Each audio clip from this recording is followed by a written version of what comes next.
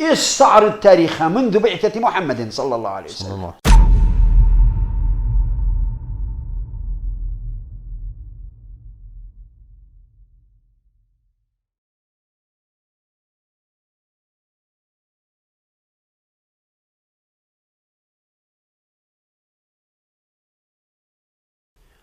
بسم الله الرحمن الرحیم.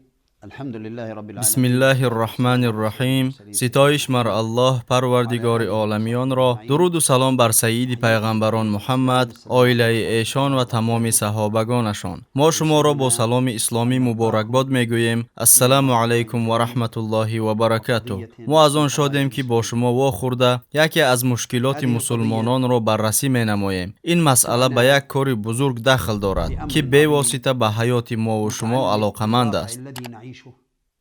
والذي انطلقت الشعوب الإسلامية فيه تضحي بأغلى خلق‌های اسلامی به خاطر این هدف به قربانی ارزشمندترین چیزی که دارند آغاز کردند.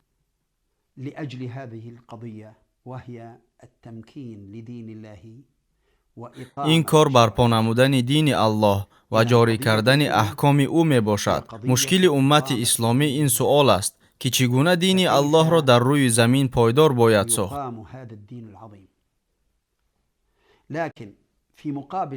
صرف نظر از مهم بودن این مسئله، بسیاری ها آن را نادرست می فهمند. الفهم تجاه اقامت الدین لا زال علیه بسیاری از مردم عبادت می کنند، نماز می گذارند، روزه می گیرند، به حج می روند و باور دارند که با اجرای این وظیفه های فردی آنچه را که از آنها طلب کرده می شود انجام دادند و تمام فرضهای دیگر از آنها ساقط می شوند.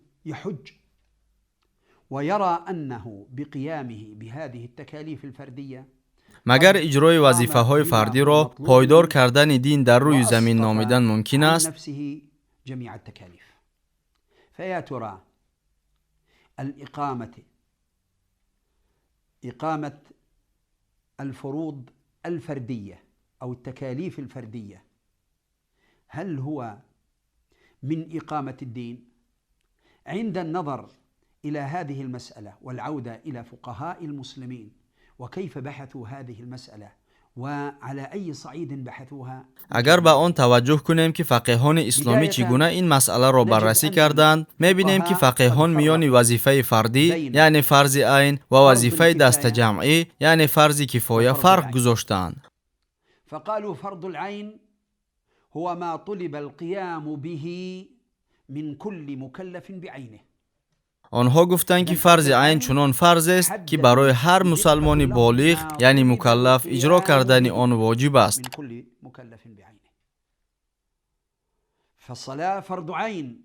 نماز فرض عین است که هر مسلمان بالغ یعنی مکلف باید اجرا کند. زکات، حج و غیره نیز فرضهای عین می باشند. لكن عندما جاءوا لفرض الكفاية، اما در مورد فرض کفایه علما فرمودند که این فرض است که برای تمام مسلمانان بالغ یعنی مکلف اجرا کردن آن واجب می باشد.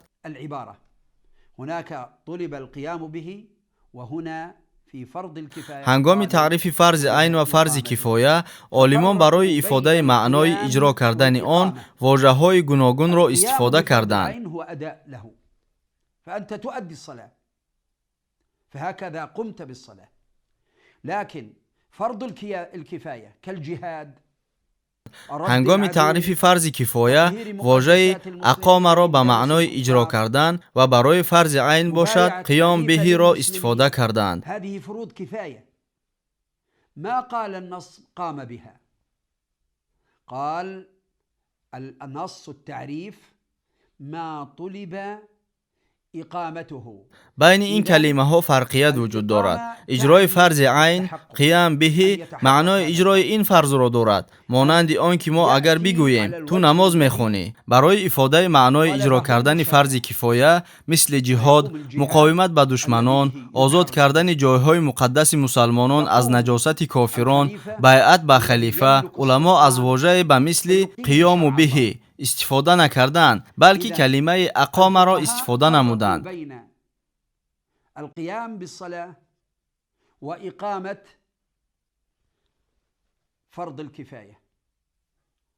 ثم عندما ننظر أيضا کلمه اقامه معنای انجام کار را دارد. در این مورد معنای این واژه به اتمام رسانیده اجرای فرض و همان طوری که شارع طلب نموده است اجرا کردن آن را خواهد داشت. مادام که چنین باشد باید خلیفه موجود باشد که از جانب شریعت الله تطبیق کرده شده جهاد دشمن را شکست دهنده پیش برده می شود. اقاموا الصلاة وآتوا الزكاة وأمروا بالمعروف ونهوا عن المنكر ولله عاقبة الأمور. إذن النص يقول الذين إن مكناهم في الأرض.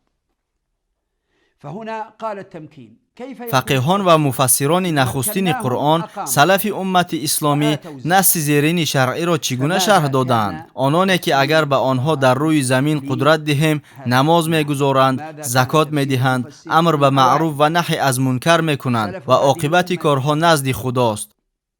هناك من قال ان هذا هو للأمة إن فتح الله عليها أقامت الصلاة وفرق بين إقامة الصلاة والقيام بها.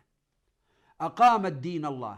در میان این علما نفرانی بودند که می گفتند که این آیت به امت اسلامی داخل دارد و اگر الله به وی قدرت دهد وی نماز میگذارد. در آیتی که نماز میگذارند گفته شده است لفظ اقام استفاده شده است نه قیام بهی. علما گفتند که واژه اقام الامر به معنای پیوسته انجام دادن چیزی است. اگر آدمان به اجرای یگان کار وادار کرده نشوند ناممکن است که آن پیوسته اجرا شود. اگر این کار به خواهش اختیاری خود آدمان واگذاشته شود و تصمیم اجرا کردن یا نکردن آن را خود آنها گیرند اجرایش این کار دائمی نخواهد شد.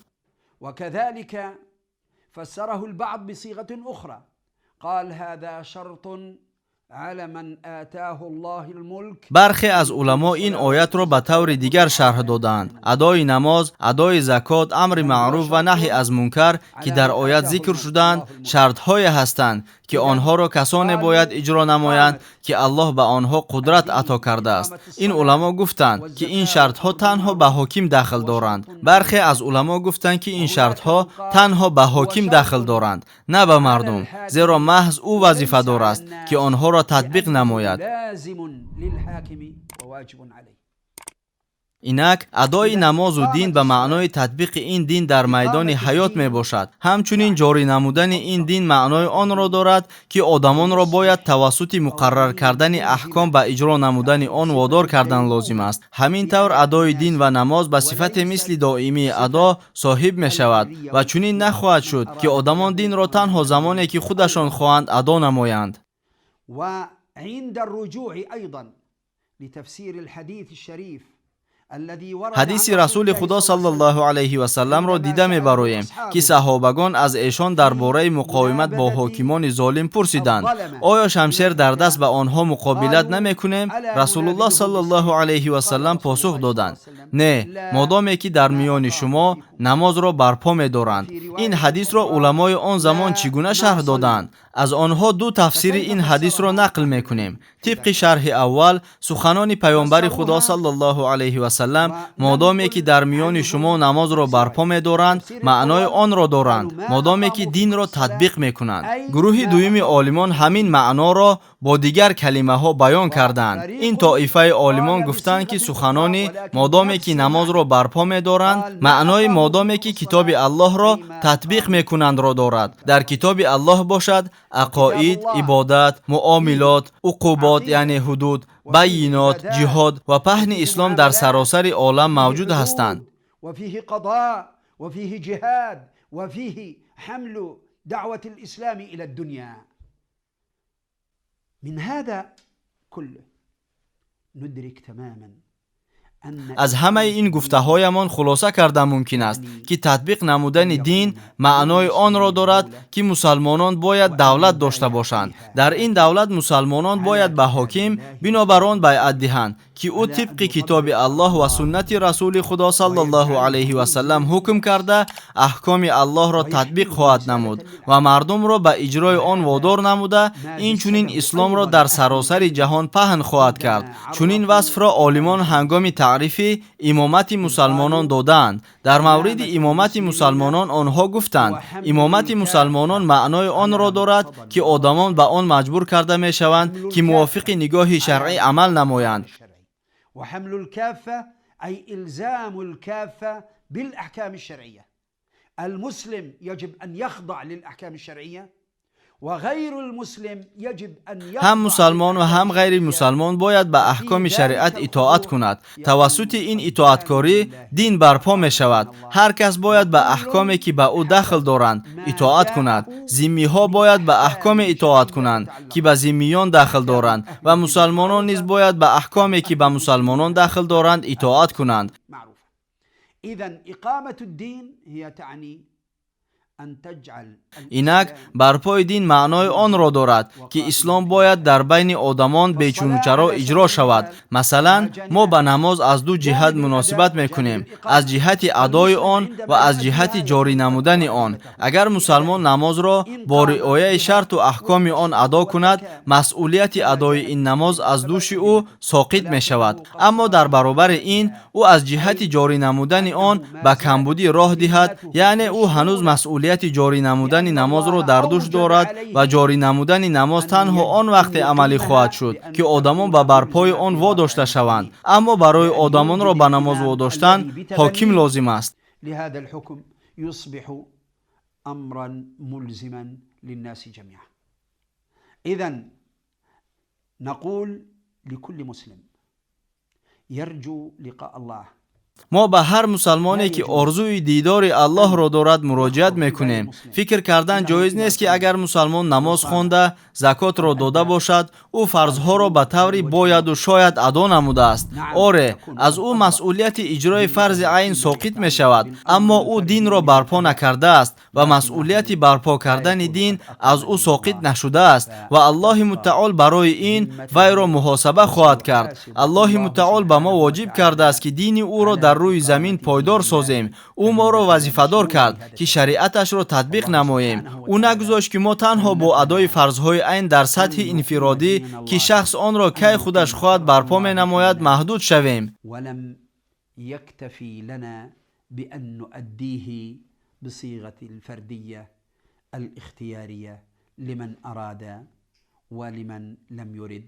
از الله متعال التجا میکنیم که برای مسلمانان خلیفه نصیب گرداند که شریعت الله را بر ما عملی ساخته، نفوذ اسلام را افزون میگرداند و کلام الله را از دیگر کلام ها بالاتر میگرداند. از الله متعال میپرسیم که این روز را نزدیکتر گرداند. از الله میپرسیم که ما را سرباز خود و شاهد پیروزی ها گرداند. آمین آمین یا رب العالمین. السلام علیکم و رحمت الله و برکاته. тамошобинони гиромӣ, агар хоҳед ки наворҳои мо зуд و бардавом бароянд, пас зер кардани тугмачаи лайкро фаромӯш накунед. албатта дар шабакаи мо обуна шавед ва видеоҳои моро ба дигарон бирасонед, зеро расонанда мисли амалкунанда соҳиби мукофот мегардад.